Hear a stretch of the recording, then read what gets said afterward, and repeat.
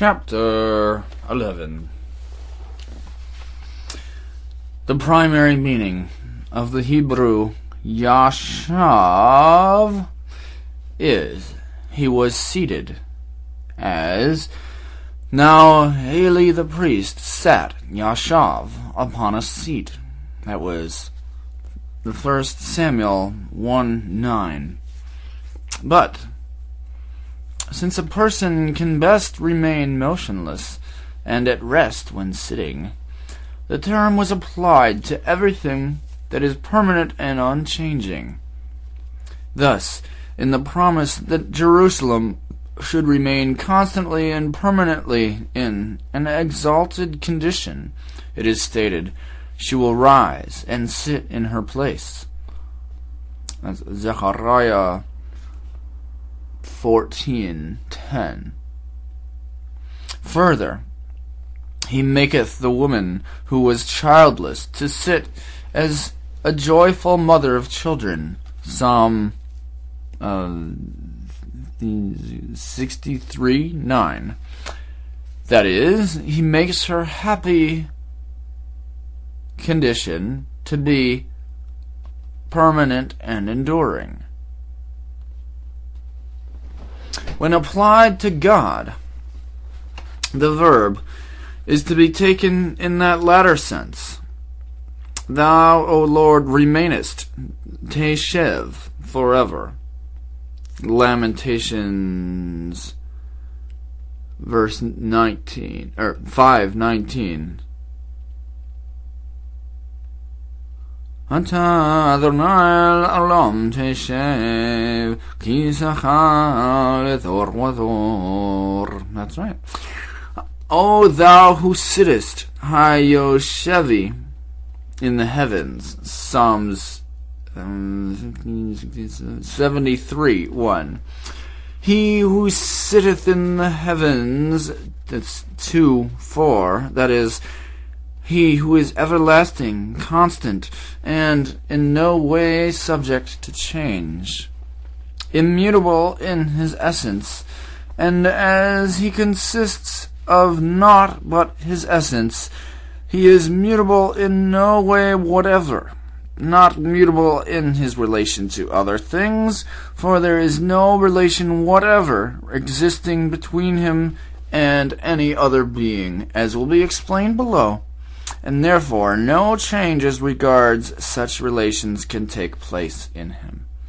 Hence, he is immutable in every respect, as he expressly declares, I, the Lord, do not change. That's Mal? Is that Malachim or Malachi? 3:6. That is, in me there is not any change whatever. This idea is expressed by the term Yashav when referring to God. The verb, when employed of God, is frequently complemented by the heavens, inasmuch as the heavens are without change or mutation. That is to say, they do not individually change, as the individual beings on earth, by transition from existence into non-existence. The verb is also employed in descriptions of God's relation. The term relation is here used as a homonym to existing species of evanescent things, for those species are as constant, well-organized, and unvarying as the individuals of the heavenly hosts. Thus we find, who sitteth over the circle of the earth, in Yeshaya 20, what's XL? 40? Yeah, I think that's 40:22. Who remains constantly and unremittingly over the sphere of the earth, that is to say, over the things that come into existence within that sphere. Again, the Lord sitteth upon the flood. That's Psalms 29:10.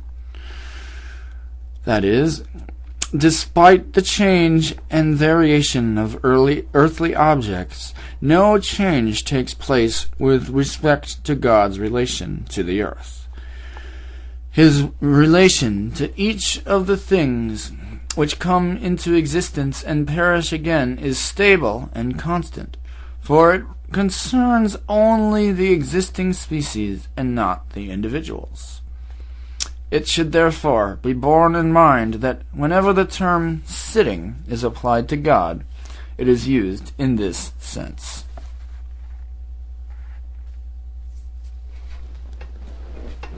Selah.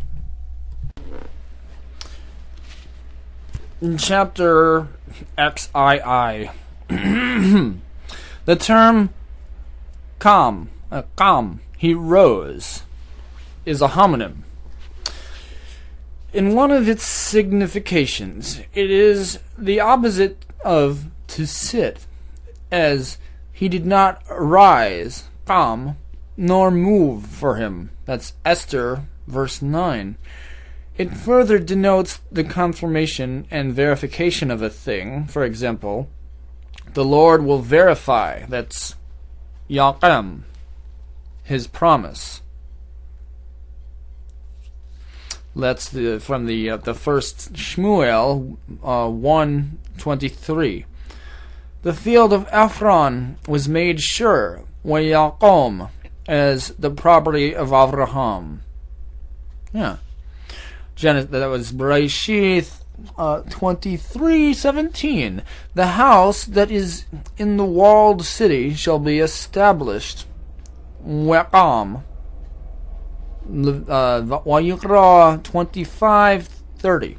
And the kingdom of Israel shall be firmly established. That's Waqamah, in thy hand. That's the first Shmuel 24:20. It is always in this sense that the verb is employed with reference to the Almighty, as, now I shall rise, aqum, saith the Lord.